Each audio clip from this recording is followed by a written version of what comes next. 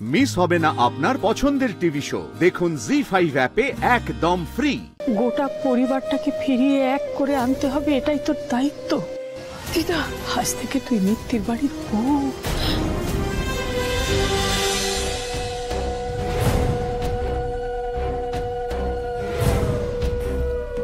আজ থেকে কোনো বিপদ ছুঁতে পারবে না আপনাকে নাতিবাবু। আমি থাকবো আপনার সামনে ঢাল হয়ে।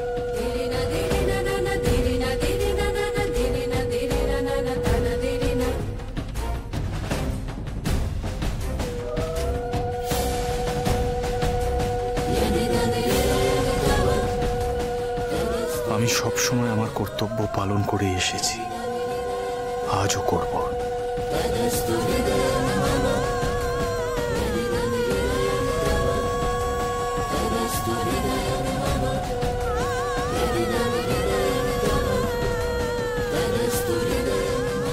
মা চণ্ডী, আমি যেন এই 7 পাকে নেওয়া প্রতিটা প্রতিজ্ঞার মান রাখতে পারি। আজ থেকে জোনাকি আমার নাতবো,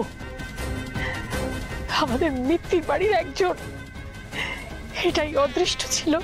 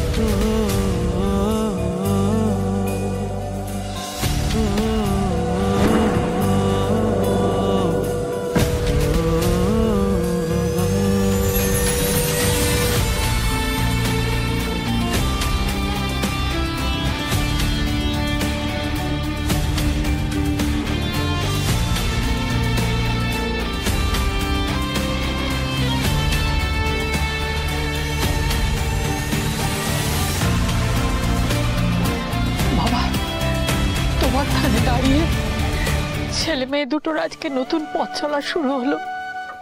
তুমি দেখো ওদের বিপদে আপদে সুখে সম্পদে ওরা যেন একে অপরের ঢাল হয়। ওরা যেন সুখে থাকে, ওরা যেন ভালো থাকে।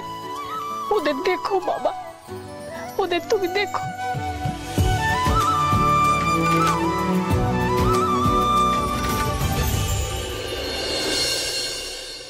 এটা সারাতে খুব ঝক্কি গেছে বৌদি, খুব খারাপ ভাবে ড্যামেজ হয়েছিল। আচ্ছা, ফোনটা কি কোনো উঁচু জায়গা থেকে পড়েছিল? না না, হাত থেকেই স্লিপ করে। আচ্ছা বলছি যে চলছে তো এখন? হ্যাঁ হ্যাঁ, একদম ঠিক আছে। আমি কাল রাত থেকে চার্জ দিয়ে রেডি করে রেখেছি। আচ্ছা বলছিলাম, কালকে ফোনটা ঠিক হওয়ার পর 18-19টা মিস কল ঢুকেছিল আপনার ছেলের, একবার দেখে নেবেন। হ্যাঁ। ও টাকাটা? ও আমি পরে এসে নিয়ে যাবো। চলি বৌদি। 18-19টা মিসড কল?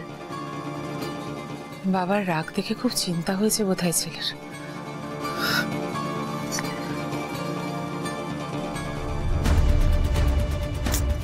ফোনটাই ধরছে না।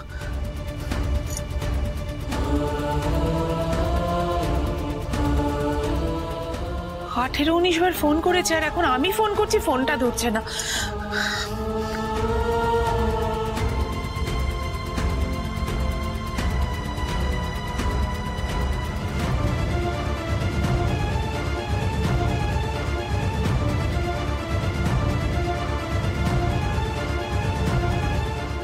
নীলমাধবপুরে সব ঠিক আছে তো?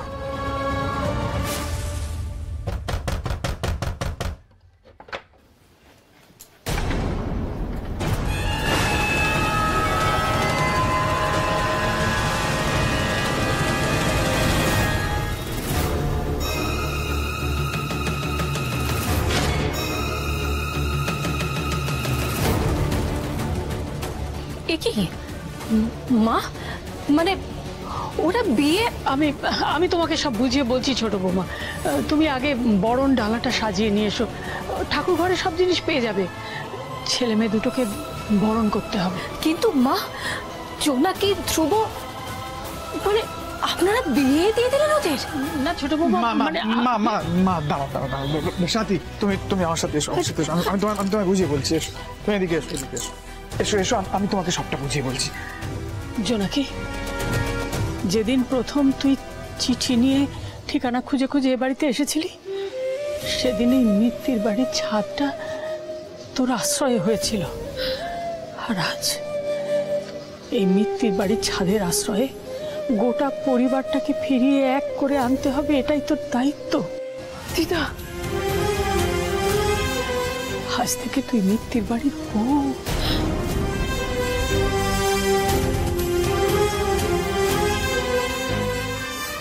কেউ মানবে আমার? মানবে, নিশ্চয়ই মানবে। শোন, এখন বরণ করবে।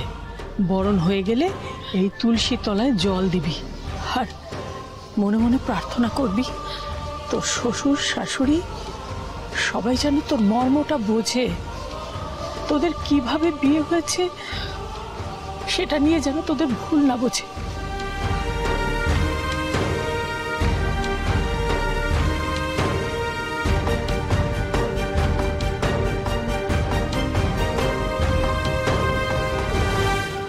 এই বিয়েটা তুমি হতে দিলে?